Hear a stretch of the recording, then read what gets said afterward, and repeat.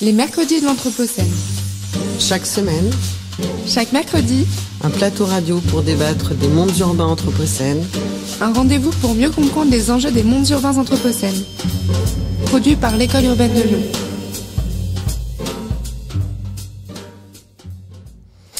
La 16e Biennale de Lyon, Manifesto Fragility, s'achève le 31 décembre. Les commissaires Sam Bardawil et Till Felrat ont proposé aux artistes d'y exprimer leur sensibilité au monde et leur désir de résistance dans une actualité entravée par la pandémie et ses conséquences. La finitude et la fragilité sont constitutives de la condition humaine et nous sommes héritiers de traditions culturelles, philosophiques et religieuses qui, depuis longtemps, ont cherché à interpréter et à comprendre cette précarité de la condition humaine.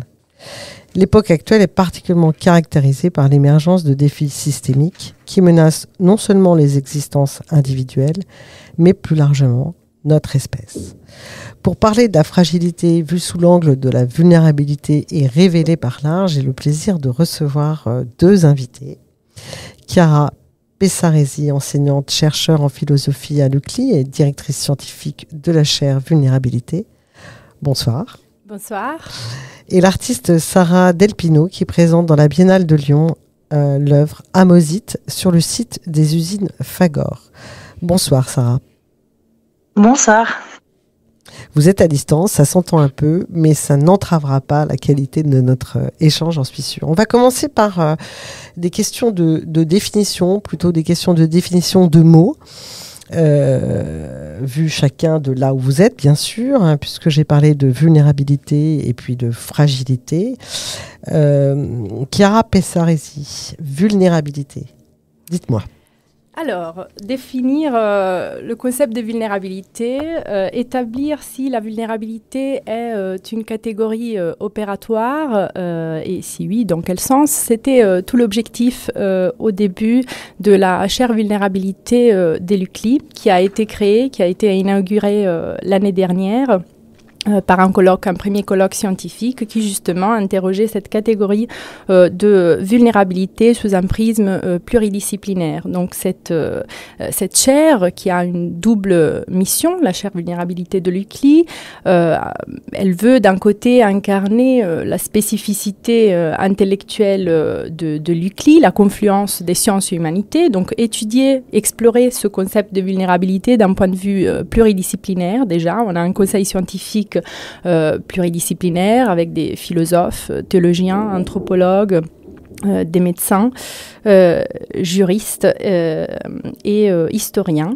Et en deuxième instance, il s'agissait aussi de nouer un dialogue entre ces chercheurs et la société civile, donc le monde socio-économique, politique, et associatif, bien sûr.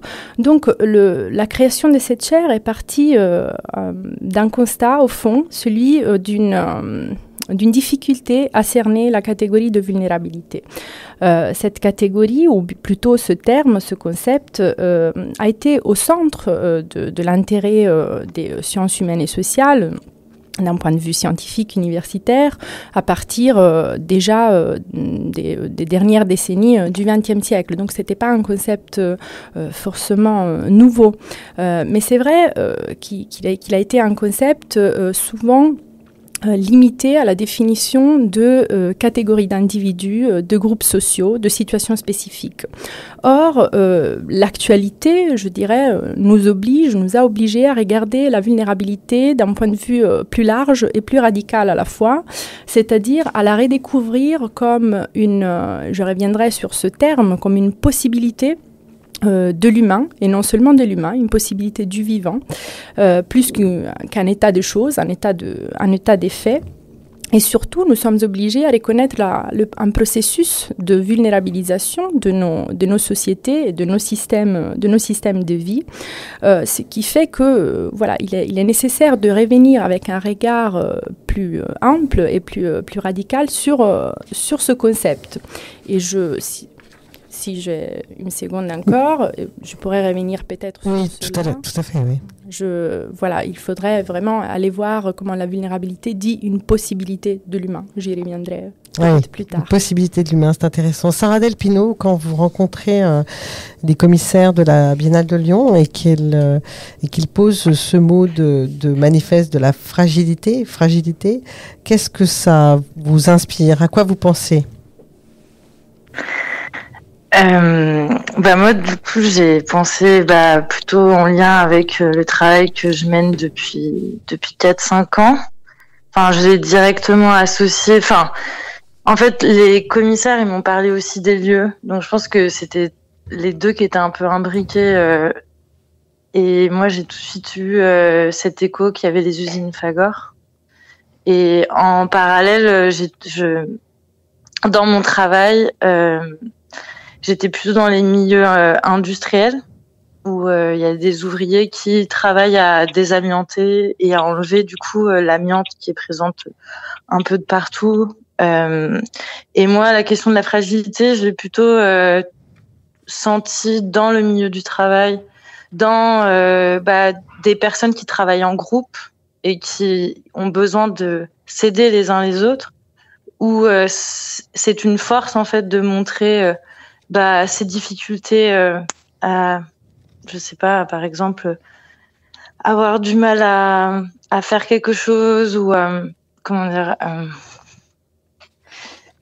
Oui, enfin, je pense que c'est vraiment dans l'entraide en fait, et dans montrer ses faiblesses. Et ce qui est pas si évident en fait dans un milieu très masculin, en tout cas dans lesquels j'ai évolué. Et j'ai trouvé que, en tout cas sur ce il disait vraiment tout ce qui était de l'ordre de l'intime. Il y avait vraiment un rapport de groupe que j'aurais pas imaginé de prime abord. Si on regarde, si je me souviens bien de cette œuvre Amosite, donc qui est entre un documentaire et une fiction. Donc Amosite, je rappelle que c'est une variété d'amiante. Utilisé dans l'industrie et hautement cancérigène. Vous questionnez la fragilité de nos modes d'habitation et d'édification, quoi. Et cette installation vidéo autour de l'amiante, on navigue dans un espace un peu lunaire, et vous commencez par introduire un matériau sous une forme très physique à travers un cophalite. Un cophalite, c'est une espèce d'ultime déchet, c'est la dernière matière, un déchet d'amiante qui est vitrifié. Vous entrez de cette manière-là, dites-nous un peu, quelles sont vos intentions à cet endroit-là? Oui, ce que je trouve intéressant, c'est, en gros, à la base, donc l'amiante, ce qu'on définit qui est un terme industriel qui regroupe du coup un ensemble de minéraux. On en a mis un peu de partout. Et suite au désamiantage, on a énormément de déchets qui se créent. Et ces déchets, on en fait quoi? En France, en tout cas, on les enfouit sous le sol. 90% des déchets. Et dans cette usine, du coup, que je présente à la Biennale, qu'on voit dans Amosite, qui crée une nouvelle matière qu'ils appellent de la cophalite, ils transforment ces déchets en les faisant fondre à plus de 1500 degrés et ils transforment cette nouvelle matière qu'ils appellent de la cophalite. Et du coup, c'est une sorte de nouvelle, ils savent pas encore l'utilisation exacte qu'ils vont en faire. En tout cas, c'est une alternative à l'enfouissement. Et ce que je trouve intéressant, c'est que en fait, on reproduit un peu, des formes géologiques, c'est-à-dire que cette matière, ces roches, elles ont été créées dans des volcans océaniques et on recrée des sortes de volcans artificiels pour créer une nouvelle matière. Et cette matière, on sait pas trop quoi en faire pour l'instant, à part que du coup, ça serait une pierre qui serait réfractaire et qu'on pourrait peut-être utiliser dans les nouveaux panneaux solaires de demain. Mais oui, que faire avec cette nouvelle matière? Qu'est-ce qu'elle va devenir? En tout cas, dans ce film, l'idée c'était de montrer un peu au monde l'existence de tout ce monde très obscur, quoi. Parce que pour moi, personne n'a vraiment connaissance en fait de cette création, quoi. Voilà. Non, même si effectivement en France on a beaucoup parlé de la question de l'amiante.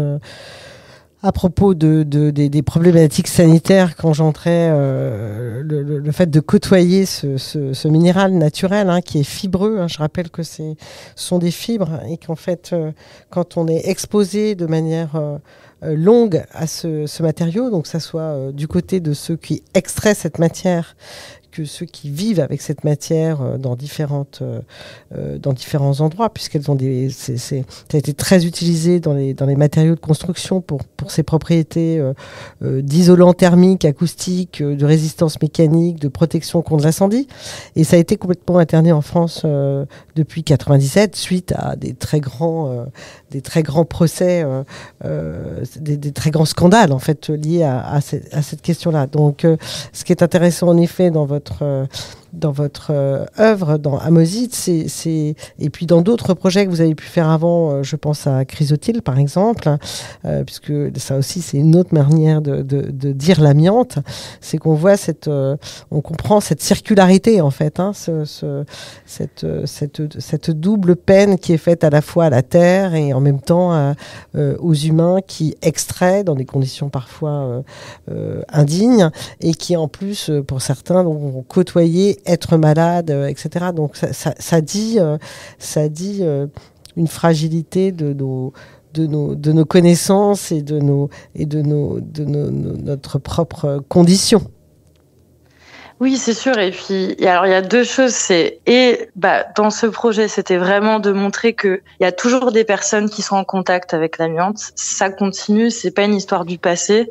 Et il y a plein de gens qui travaillent à désamianter et qui vont tous les jours enlever un peu toutes les erreurs de notre passé, quoi, le fait d'en avoir mis partout, comme vous disiez. Et il y a aussi un deuxième mouvement de se dire, en fait, c'est plein de roches qui ont cet état fibreux, comme vous avez dit, et qu'on a mis tous ces minéraux sous ce nom-là. Donc, ça représente énormément de roches différentes, dont le chrysotile, l'amosite, l'actinolite, etc. Et ce que je trouve intéressant aussi, c'est de penser la nature. Enfin, souvent maintenant, on associe les espaces naturels, la roche, etc., comme quelque chose.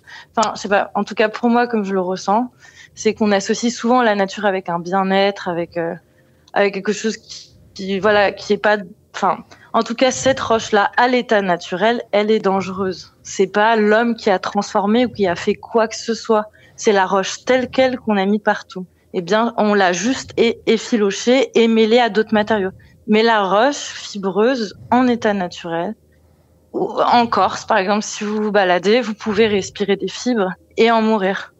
Et il suffit d'une fibre. C'est pas un temps qui est prolongé, etc. Il suffit d'une fibre dans les poumons pour être malade de l'amiante.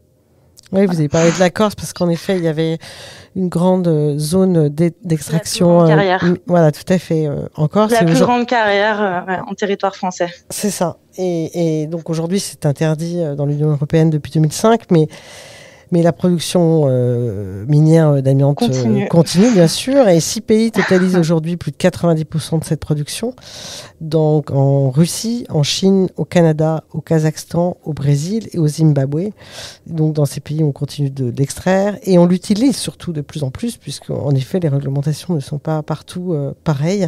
Donc on imagine ce que vous êtes en train de raconter. Et c'est intéressant ce que vous dites. Et je vais redonner la parole à Chiara Pesaresi sur ce point, cette question de la nature vue comme quelque chose d'inoffensif, de bienfaitrice, de généreuse vis-à-vis de notre espèce en particulier. Et je voudrais que vous réagissiez là-dessus, Chiara Pesaresi. Oui, merci. Effectivement, j'ai trouvé l'œuvre de Sara Del Pino vraiment très inspirante, au sens où on y voit clairement des vulnérabilités qui se démultiplient. En fait, il n'y a pas que la vulnérabilité de l'environnement, la vulnérabilité de la nature, il n'y a pas que la vulnérabilité de l'homme. Il y a les deux, et il y a en plus une vulnérabilité sociale, ce qui nous dit que ce concept de vulnérabilité est présent et d'une manière multiples et stratifiés. Donc, effectivement, il est dit au début qu'Amosit est une roche qui s'est formée dans les océans, et elle est paradoxalement à l'origine de la vie, mais également capable d'être létale pour l'homme, même, comme le rappelait Sara Del Pino, même à des très faibles quantités si elle est inhalée. En même temps, l'exploitation humaine de l'amiante constitue une source majeure de pollution environnementale. Donc on voit là une circularité, disons aussi un caractère, ce qui nous dit le caractère, je le disais, stratifié de ces vulnérabilités multiples. Et ce qui nous rappelle, je voulais aussi revenir sur un autre point, sur deux autres points soulevés par Sara Del Pino, qui sont liés à cette idée d'une circularité des vulnérabilités, parce que d'un côté, on peut bien se dire qu'il y a une vulnérabilité intrinsèque de l'être humain. Il est fragile, hein, comme le démontre la mosite, qui même inhalée à des faibles quantités peut être létale. Donc nous sommes des êtres fragiles. Alors, la reconnaissance de cette fragilité, de cette vulnérabilité est autre chose. J'en dirai un mot parce que nous sommes habitués dans notre imaginaire social, dans notre manière de penser directement liée à la modernité, nous sommes habitués à nous penser plutôt comme potentiellement invulnérables. Donc il y a d'un côté cette vulnérabilité, je dirais, intrinsèque, ontologique, liée à l'être de l'homme, et puis il y a des processus de vulnérabilisation qui sont liés bien sûr à des conditions extérieures, sociales, environnementales, et c'est ce que montre aussi cette œuvre de Sara Del Pino, ces vulnérabilités multiples, même les vulnérabilités sociales. Et je voulais revenir à quelque chose qu'elle a dit au début et que je trouve extrêmement intéressante dans le cadre d'une réflexion sur la vulnérabilité, la fragilité à la fois environnementale et humaine. C'est l'idée d'une solidarité, d'un lien. Elle parlait d'un lien. Eh bien, on peut vraiment lire la vulnérabilité. Quand je parlais de possibilité, déjà vulnérabilité vient du mot latin vulnus, la blessure. Vulnérable veut dire être passible, être exposé plutôt à la blessure. Donc tout ce qui est vulnérable est exposé à la possibilité de cette blessure. Donc la blessure n'est pas nécessaire en elle-même, mais la possibilité, oui, elle est nécessaire, elle est nécessairement là.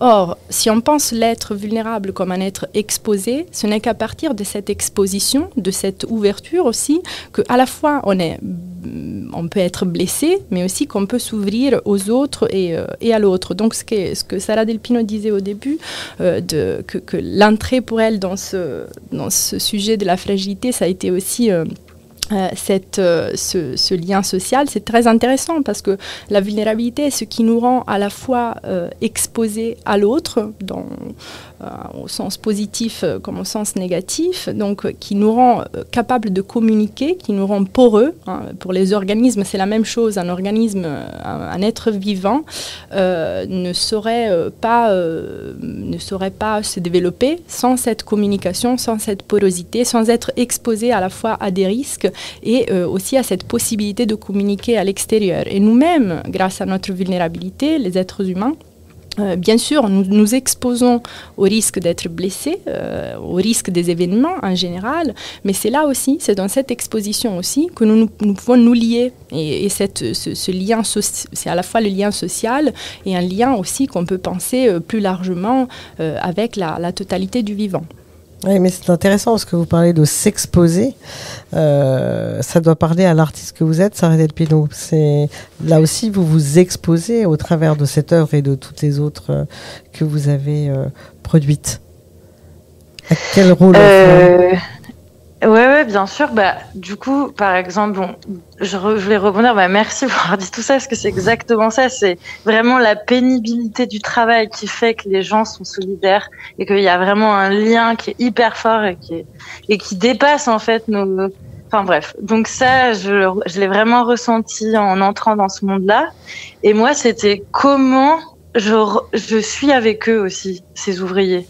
Et dans le film Amosite, on voit un moment que la caméra, elle rentre en zone, à l'intérieur de la zone contaminée, c'est-à-dire une zone où il y a un taux de fibres d'amiante qui est hyper élevé et qui nécessite de respirer par des tuyaux et d'être branché à un air extérieur de la zone. Et du coup, pour ça, moi, j'ai fait une formation d'amiante pendant 2 semaines, qui m'a permis de rentrer en zone avec ces hommes et de faire partie de l'équipe en fait, parce que en montrant que j'étais vulnérable avec eux, que j'éprouvais avec eux, et je suis rentrée dans le groupe. Enfin voilà. Du coup, si je devais donner une position en tant que comment je me positionne par rapport aux personnes que je filme, enfin voilà. Je sais pas si ça répond ou pas du tout.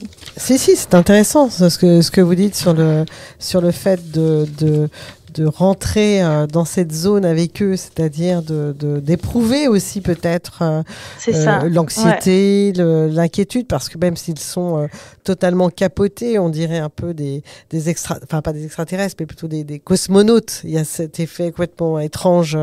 On a l'impression vraiment d'être sur la Lune, pour le coup, enfin en tout cas dans l'imaginaire de cette esthétique.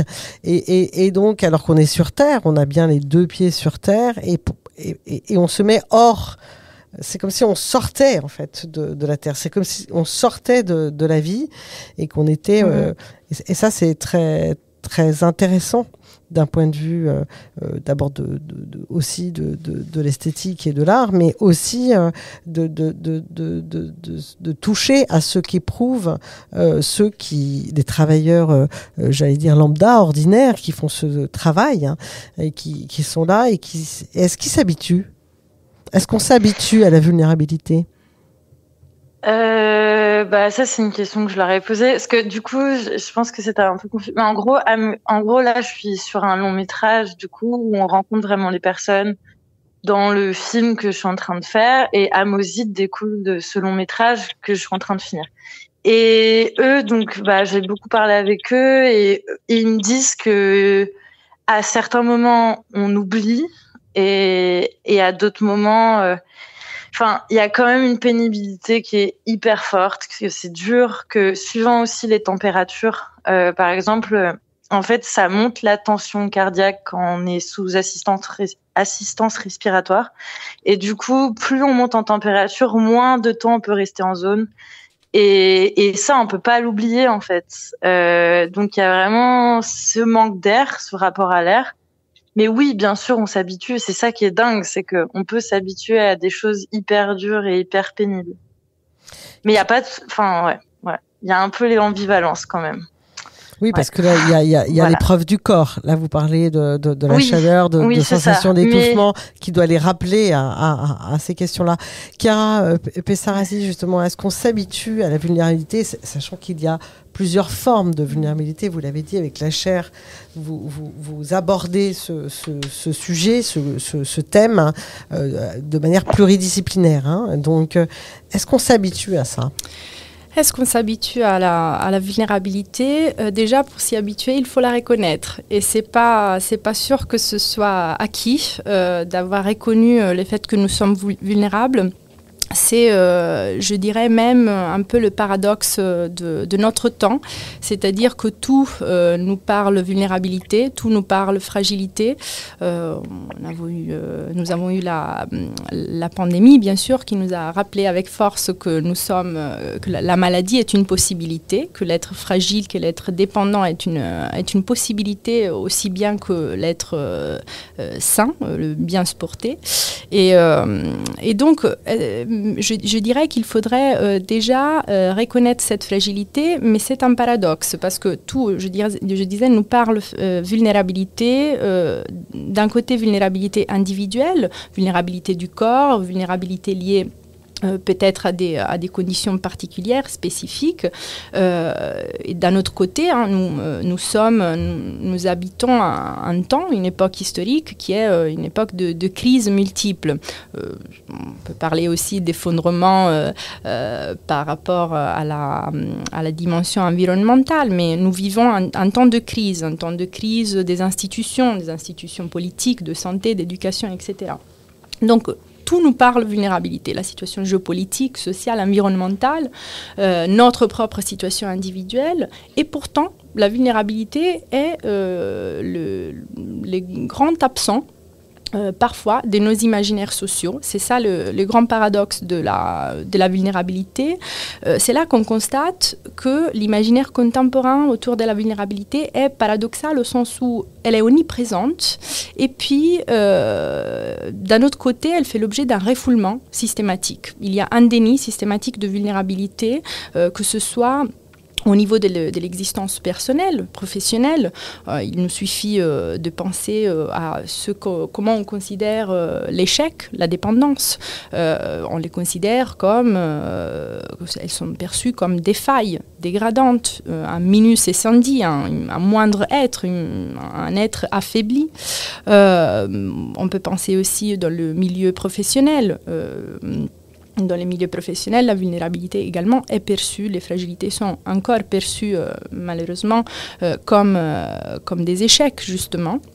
Ce qui entraîne les multiples problèmes aussi dans le monde du travail, de perte d'essence par exemple, de maladies psychophysiques, donc des formes de déni personnel et professionnel, et puis des formes de déni vraiment ancrées dans les imaginaires ou dans les imaginaires sociaux, mais même dans des mouvements philosophiques, dans la dimension collective. Ce déni, ce refoulement, on le retrouve dans ce que les philosophes italiens Roberto Esposito appellent un excès d'immunisation, un excès de protection, au fond, de distanciation, mais aussi un refus de la limite qui s'explique, qui se retrouve par exemple d'une manière assez paroxystique dans la pensée transhumaniste, allant jusqu'à nier les traits même de la finitude.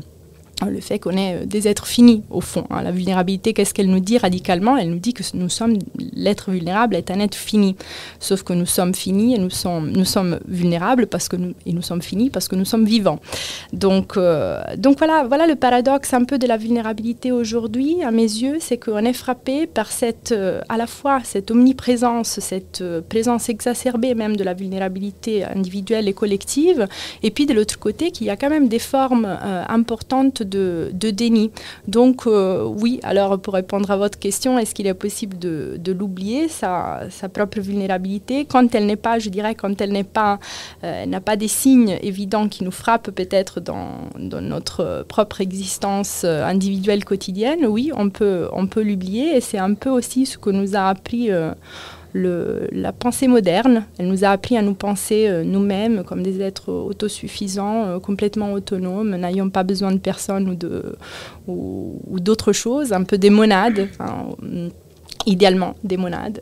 Et alors que nous avons besoin de l'autre, d'autre chose que nous-mêmes, nous ne nous suffisons pas. Donc je dirais que c'est un lourd héritage moderne.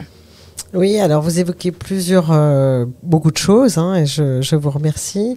Et un grand paradoxe, puisque notre espèce, parmi toutes les espèces de vivants, et nous sommes un tout petit morceau d'un immense arbre, est à la fois l'espèce la plus prédatrice, la plus colonisatrice, celle qui s'est le mieux adaptée jusqu'à récemment, et ça nous en parlerons, et qui est en train de créer, en tout cas depuis un certain nombre d'années, les conditions de sa fragilisation, en fait, de manière globale. Et puis, on pourrait revenir à cette question de l'amiante, puisque c'est exactement, c'est la même figure, en fait.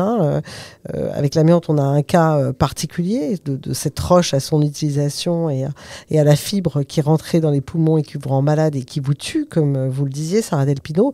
Mais en réalité, c'est ça le sujet. Le sujet, c'est que nous avons fragilisé nos conditions d'existence, nos conditions d'habitabilité de cette planète. Et j'aimerais qu'on parle un peu de ce paradoxe, non pas pour en étudier les raisons profondes, mais de comprendre ce qui arrive un peu à ce monde. Sarah Del Pino, peut-être, puisque ces questions de la fragilité de nos modes d'habitation et d'édification, ça fait partie de vos sujets récurrents. C'est sûr que de la même manière qu'on exploite les hommes, on exploite la nature, et c'est de penser vraiment la nature comme une ressource à exploiter et de penser les hommes aussi comme une ressource à exploiter. Et en ça, Ah non, je perds le fil. Oui, sur ce rapport de l'exploitation. Mais moi, je trouve que, par exemple, je trouve que tout est ambivalent et c'est ça qui est intéressant, c'est que, par exemple, les fibres comment dire, par exemple, quand une fibre se plante dans les poumons, le corps, lui, le perçoit comme quelque chose de vivant, comme une bactérie sur laquelle il devrait combattre. Et en fait, c'est juste dans l'idée de la perception du monde, de se dire, qu'on est que cette roche, elle est là depuis des millions d'années, qu'elle permet le cycle de la planète, parce qu'en gros, ces roches-là, l'amiante, toutes ces formes de fibres, c'est les roches les plus hydratées au monde. C'est les roches les plus hydratées, et quand elles retournent dans les profondeurs de la Terre, elles se déshydratent de nouveau par les conditions de pression et de chaleur. Et c'est elles qui seraient à l'origine des tremblements de terre et qui permettraient du coup à toutes les plaques tectoniques de bouger et de créer un cycle de vie de notre planète. Et j'en reviens au fait que d'une manière qu'elle nous tue, elle nous permet la vie. Que cette exploitation où on a l'impression, en fait, elle va par les déchets, par exemple des cophalites, le fait que là on la retransforme, mais elle va se retransformer au milieu de la terre, parce que là, qu'est-ce qu'on fait de cette cophalite? On la met sous les routes, et sous les routes, ça veut dire dans la terre, et elle va revenir dans les profondeurs de la terre, et toute cette composée chimique qu'on a changé de forme, elle va reprendre sa forme d'origine, et je n'ai pas l'impression, bien sûr qu'il y a un impact humain, mais je ne sais pas à quel point on a un impact. Je sais pas, je me pose ces questions-là en tout cas, par rapport à cette roche-là, dans ce cas concret. Voilà. Merci. Je vais peut-être partir. Non, c'est très clair. Chiara Pessaresi, si vous voulez réagir, cette question du cycle, non pas infernal, du cycle vital finalement dont parle, donc qui inclut la mort, qui inclut la finitude dont vous avez parlé tout à l'heure. Oui, effectivement. Et puis, je voulais bien rebondir sur cette idée, sur l'ambivalence de cette idée que nous avons. Nous sommes en train de fragiliser, bien sûr. Nous sommes en train de fragiliser. En même temps, nous rendons fragiles, encore plus fragiles. Nous multiplions notre propre fragilité en fragilisant la Terre.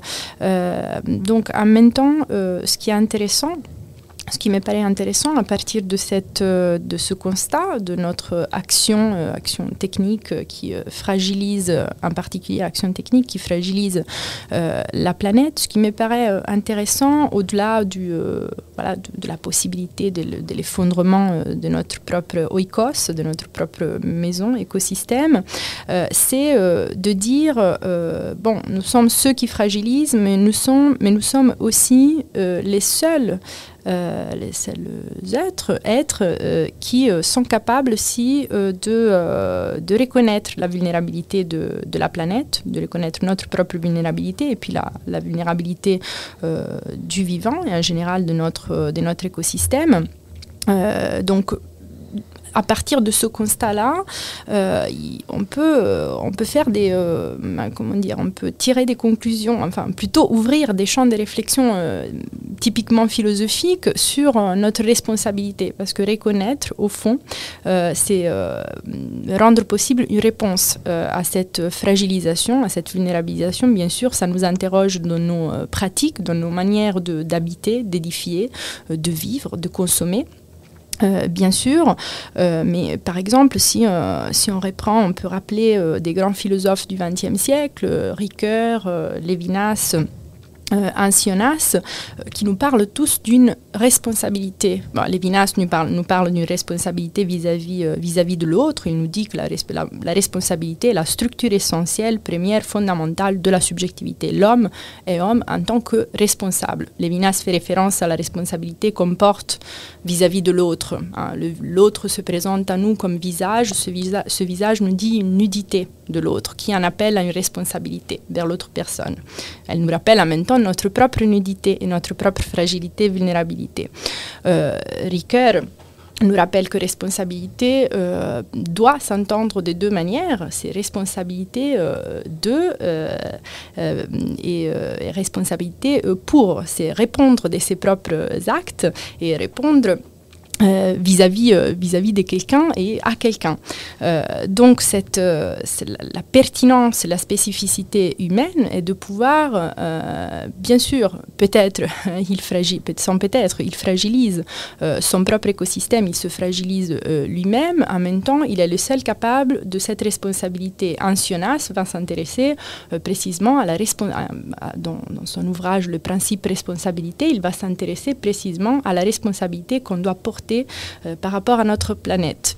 Un critère s'impose dans cette responsabilité, c'est de garantir l'habitabilité future dans cette planète. Donc, l'habitabilité future implique qu'on soit responsable non seulement vis-à-vis de l'autre, mais aussi vis-à-vis de la planète et vis-à-vis des générations futures. Donc ce principe responsabilité nous dit une responsabilité au fond étendue à la totalité du vivant, à la planète Terre et également aux générations, aux hommes qui ne sont pas encore là aujourd'hui. Donc je dirais qu'il ne faudrait pas s'arrêter à ce constat d'un possible effondrement, d'un effondrement même dans l'horizon du possible aujourd'hui, mais que voilà, ce qui est intéressant, c'est de se dire, d'entrer dans cette idée d'une responsabilité vis-à-vis de l'autre homme, de notre propre demeure, de notre propre maison commune, qu'est la Terre, et de là repenser notre manière d'habiter.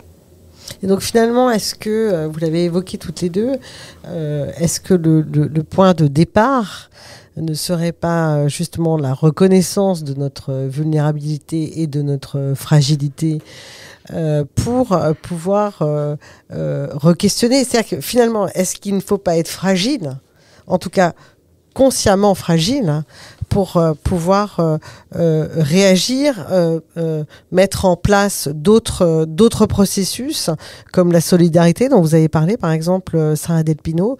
Voilà. Est-ce que c'est finalement pas la condition pour affronter les difficultés que nous avons à affronter, individuellement ou collectivement, bien sûr, qu'est cette reconnaissance de la fragilité. Et donc, cette fragilité serait finalement un atout pour réagir. Il faut qu'on soit fragile pour réagir. Et que peut-être un sentiment de toute puissance serait l'inverse, serait la vraie fragilité pour aborder ce que nous avons à aborder.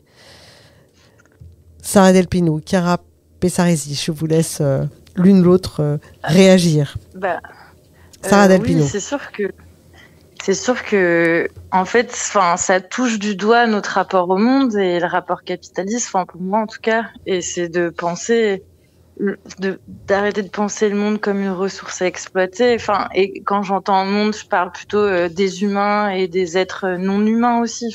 Que ça comprenne juste une manière d'aborder le monde et comment on interagit avec, et de penser qu'en fait on est en symbiose et que tout est en symbiose et que tout est vase communicant, et que en exploitant quelque chose on exploite d'autres choses, bref. Et oui, bien sûr, c'est à partir de la fragilité que on va pouvoir avoir une manière plus plus en adéquation avec notre environnement, et du coup qui va vers un avenir, quoi. Oui, vous voulez dire que c'est la reconnaissance de cette fragilité réoriente en fait le regard qu'on peut avoir sur le monde. C'est un rapport au monde en fait. Dire que oui, on est vulnérable, que oui, en fait, on n'est pas supérieur à tout, et que en fait, il faut vivre avec les autres, avec notre planète, quoi, et avec les autres êtres, et être plus à l'écoute, et c'est ça qui va nous permettre de changer ces rapports-là, quoi, ces rapports de domination, en fait, et être au même niveau, quoi. C'est un peu ça, comme ça que je le vois. Oui, un passage d'une verticalité à plus d'horizontalité. Bien sûr, et ça, ce que je trouve, c'est que, et dans les rapports sociaux, et dans comment s'organise le travail, et dans notre rapport à la nature, je trouve qu'il y a ce même rapport vertical, en fait. Et c'est ça, et pour moi, c'est problématique. En tout cas, c'est ça que j'interroge. C'est ça que vous interrogez. Chiara Pessaresi, peut-être, vous voulez réagir? Oui, avec plaisir. Oui, je suis complètement d'accord quand vous dites que c'est à partir de la reconnaissance de cette vulnérabilité qu'on peut repenser ou réinvestir en tout cas le commun. Et ça va être un peu c'est intéressant parce que ça va toucher vraiment le cœur de la thématique que nous avons choisie avec le Conseil scientifique de la chaire vulnérabilité pour le deuxième colloque. Donc le colloque scientifique qui aura lieu en octobre 2023, qui va interroger le commun à l'épreuve de la vulnérabilité, crise ou effondrement des systèmes, de nos systèmes. Donc on est au cœur de la question. En fait, est-ce qu'il s'agit de penser, de repenser les communs au-delà de la vulnérabilité, au-delà de cette fragilité multiples, où il s'agit de le penser à travers ces failles, à travers les failles du commun qui sont aussi, quand je dis les communs, je vais dire la vie à plusieurs, comme le dirait Étienne Tassin, la vie partagée, la vie en commun. La vie de l'humanité, hein, sur l'échelle de l'humanité. Alors, l'idée justement, comme vous le disiez, c'est intéressant, ça me vient à l'esprit une métaphore qu'avait évoquée un collègue. En disant, en fait, la recherche de l'invulnérabilité est ce qui peut fragiliser paradoxalement, hein. Et il y a plusieurs exemples. Il y a l'exemple du milieu stérile, hein, un organisme qui est mis en milieu stérile pour trop de temps, sur le long terme, va perdre ses capacités de réagir, de répondre. Parce que l'intérêt, encore une fois, d'examiner la vulnérabilité, c'est la vulnérabilité est un appel à quelque chose, est un appel à une réponse qui est une transformation. Au fond, c'est ce que je disais tout à l'heure de l'organisme. Seulement un organisme vulnérable est ouvert au milieu extérieur et peut se transformer. C'est la même chose pour nous, les êtres humains, au fond. Donc, c'est vrai, nous ne pouvons pas réinvestir le commun malgré ces vulnérabilités, mais à travers peut-être ces vulnérabilités. Mais cela implique de remettre en cause ce dont je parlais tout à l'heure, donc des imaginaires qui ont vraiment ancré en nous l'idéal plutôt d'une philosophique, politique, sociale, d'une autosuffisance. Le sujet moderne qui se définit non pas par ses relations, des dépendances, de besoins, mais bien par l'affranchissement de ses limites, par son pouvoir d'eux. Le sujet de l'état de Hobbes, il recherche de plus en plus de pouvoir d'eux. Pas le pouvoir sur, mais le pouvoir d'eux.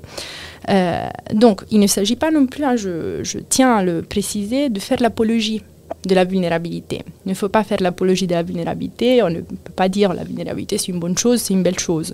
La vulnérabilité est de l'ordre du tragique, est de l'ordre de l'épreuve. Mais toute épreuve en appelle à une transformation, à une création, ou pour le moins à une adaptation créative. C'est ce que l'on voit au niveau environnemental, au niveau biologique. Et pour les êtres humains, c'est la même chose. Il s'agit de reconnaître peut-être dans le commun, dans le vivre en commun, une faille, un manque, et c'est, selon la lecture de certains philosophes, c'est la reconnaissance de ce manque qui est au fond appel à l'autre, et donc appel au lien social, appel à la solidarité. C'est un peu ça qui manque à l'idée moderne que dont nous sommes les héritiers de l'État et du vivre en commun. Le vivre en commun est en plein, hein, il n'a pas de faille, il n'a pas de manque. Tout ce qui est faille, tout ce qui est vide, tout ce qui est manque doit être expulsé. Voilà, donc est-ce qu'il ne s'agirait, comme vous le dites, il ne s'agirait pas de réinvestir ce manque, réinvestir ces failles du commun et reconstruire à partir de cette reconnaissance. Apprendre à vivre avec le trouble. Comment ? Apprendre à vivre avec le trouble.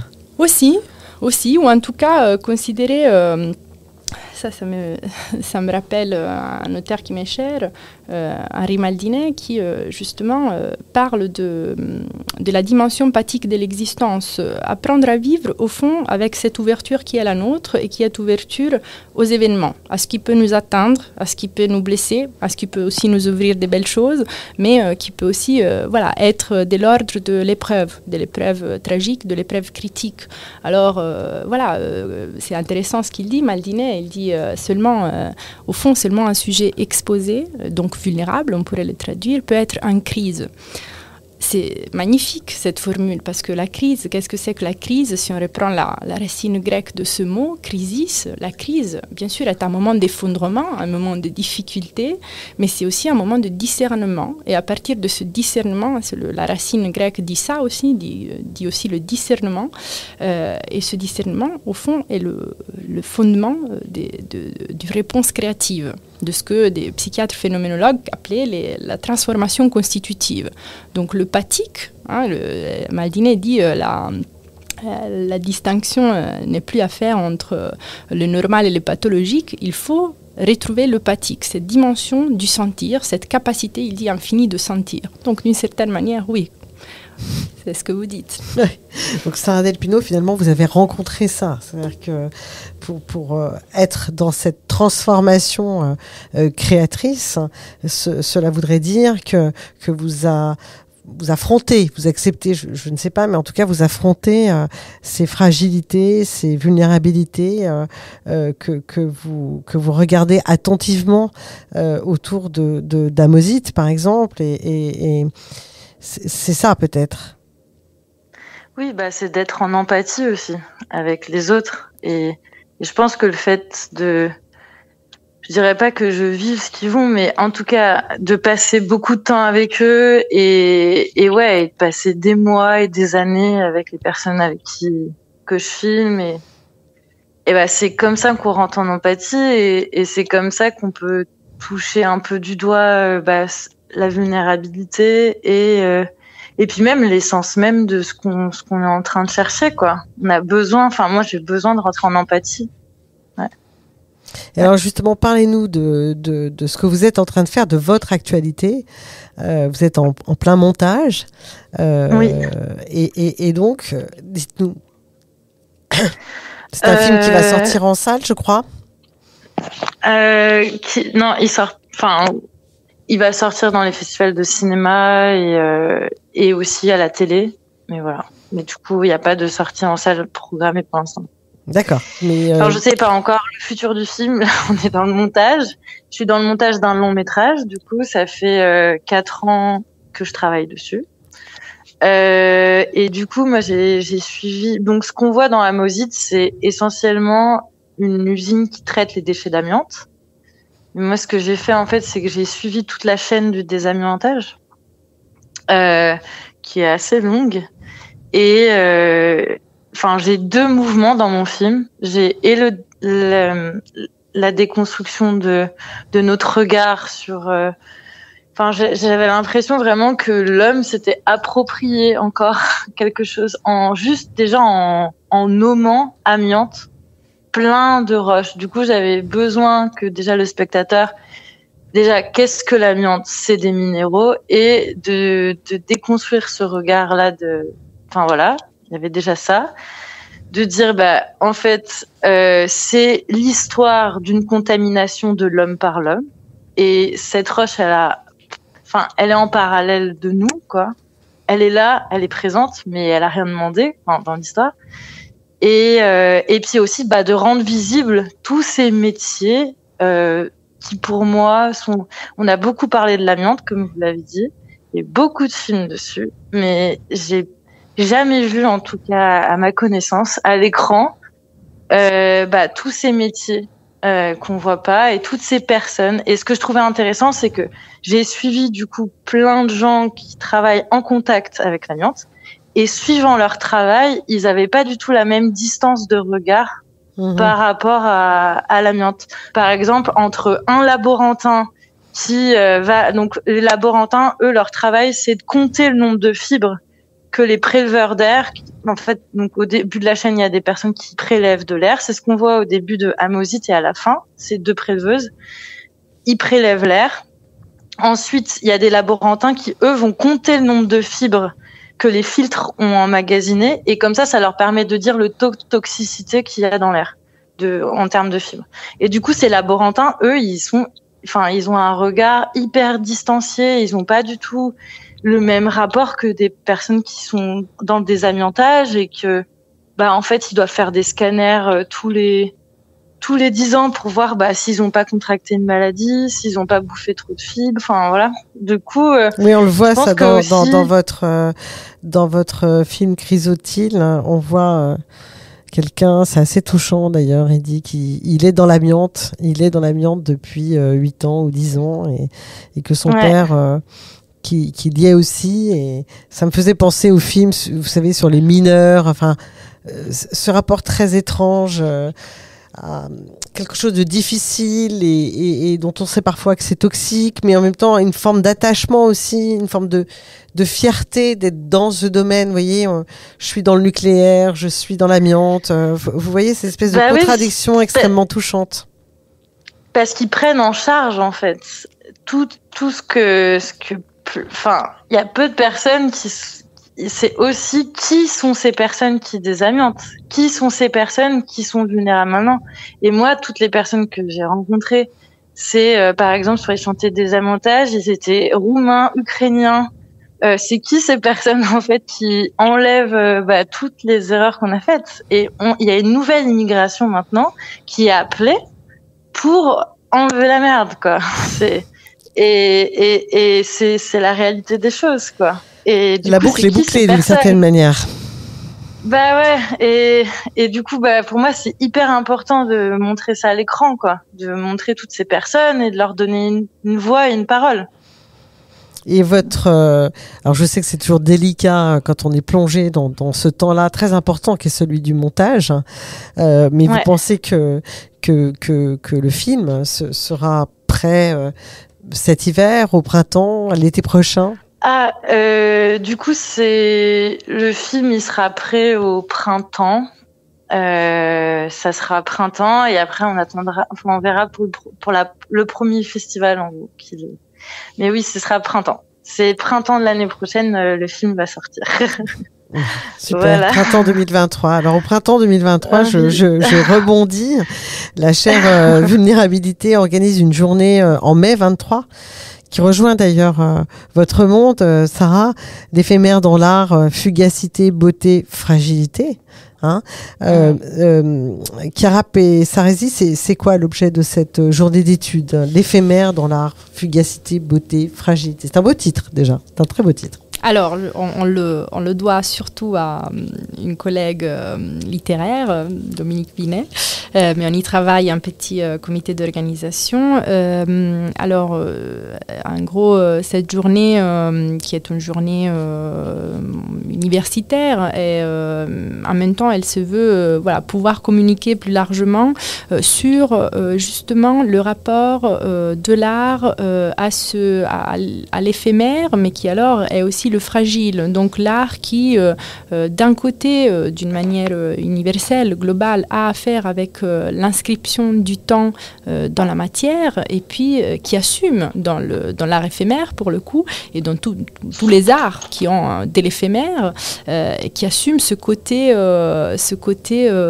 extrêmement, radicalement vulnérable et fragile, fini, voué à la disparition. Donc voilà, interroger ce double feuillet, je dirais, de l'éphémère dans l'art, de ses liens avec la fragilité. Cette journée d'études se déroulera à l'UCLI ? Elle se déroulera, oui, bien sûr, à l'UCLI. Elle est co-organisée par la chaire Vulnérabilité et par un réseau international, IHRC. Voilà. Ok. Eh bien, écoutez, c'est formidable. On essaiera de suivre cette programmation comme la sortie aussi de ce film au printemps, enfin qui sera peut-être pas montré au printemps. Et d'ailleurs, vous avez un titre, Sarah Del Pino, pour ce film.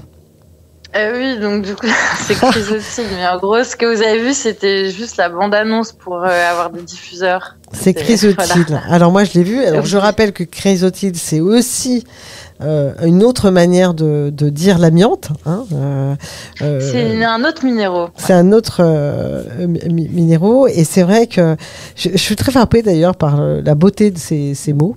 Que je ne connaissais pas, ni amosite ni chrysotile. Amiante, je connaissais. Je trouve ça moins beau d'ailleurs. À l'oreille, ça me parle moins parce que sûrement c'est attaché à des scandales sanitaires et des maladies létales. Hein, donc c'est peut-être pour ça que mon opinion est un peu voilà. Alors qu'amosite, ça me fait penser, je ne sais pas, une amanite. Enfin, ça fait un peu rêver quoi. En tout cas, moi, ça me fait un peu rêver. Et chrysotile, alors là, je pense à beaucoup de choses, aux papillons. Je pense à plein de choses et je trouve que ces termes c'est très beau et puis de faire vivre les mots, c'est très beau. Je voulais vous remercier toutes les deux, Sarah Del Pino, Chiara Pessarasi, pour avoir passé cette heure en notre compagnie pour parler de fragilité et de vulnérabilité. Et je souhaite évidemment à vos colloques et films respectifs un très bel avenir. Voilà. Je vous remercie. Merci, voilà. Merci à vous. Merci. Et pour terminer sur Radio Anthropocène, on est à la Cité des Halles aujourd'hui, mais là, elle va se téléporter fin janvier au RIS à Villeurbanne dans le cadre du festival à l'école de l'Anthropocène où nous aurons une programmation orientée sur les différentes thématiques qui vont être abordées pendant cette semaine et on parlera de la question du soin, on parlera de la question de l'espace, on parlera de la question des générations, on parlera aussi de politique et donc voilà, donc en janvier Radio Anthropocène est au RIS à Villeurbanne. Merci beaucoup, bonne soirée. Les mercredis de l'Anthropocène. Chaque semaine, chaque mercredi, un plateau radio pour débattre des mondes urbains anthropocènes. Un rendez-vous pour mieux comprendre les enjeux des mondes urbains anthropocènes. Produit par l'École urbaine de Lyon.